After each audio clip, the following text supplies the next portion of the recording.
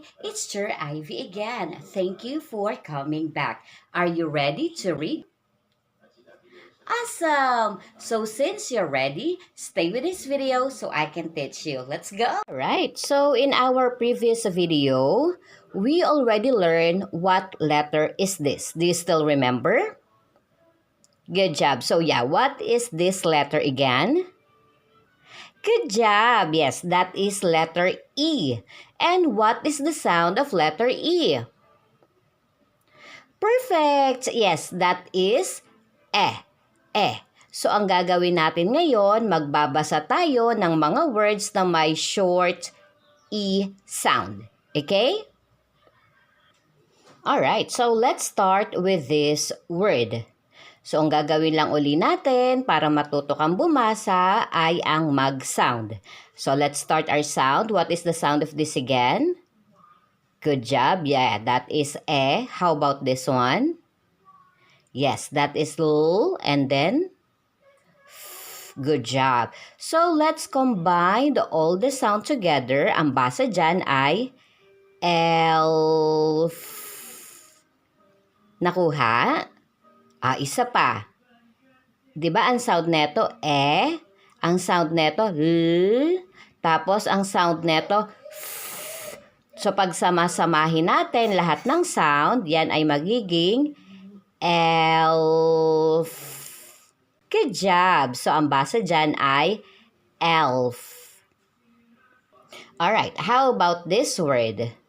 Magsasound ka lang uli. Ang sound, d. Let's combine all the sound together. That will be and. One more time. And. Good job. And how about this word? Madali lang, magsasound ka lang. Anong sound neto? G. Diba? Parehas sila. G.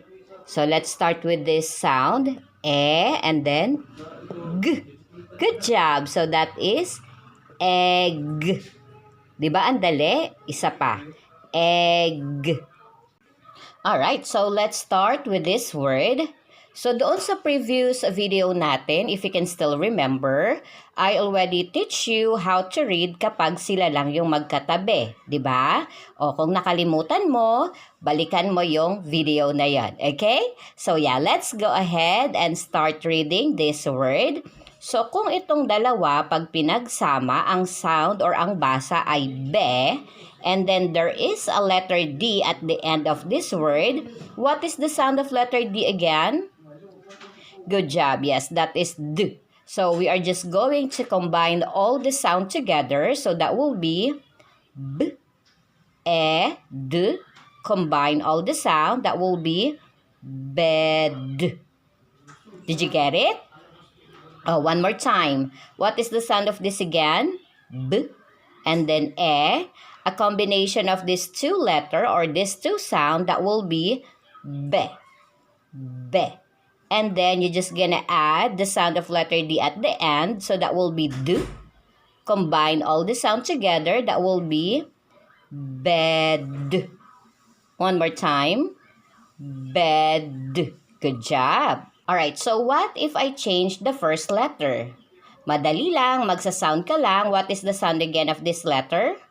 Good job. Yes, that is Pag pinagsama sila, ang basa dyan ay me. And then, there is a letter D at the end. So, that will be med. One more time. Med. Good job. How about this word?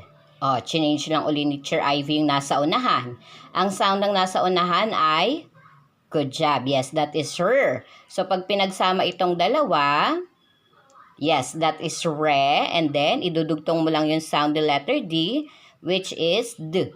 Let's combine all the sound together. So, that will be red. One more time. Red. Perfect. How about this word? Madali na lang. Isa-sound mo lang. What is the sound of this? Good job. Yes, that is woo. And then, may katabing e.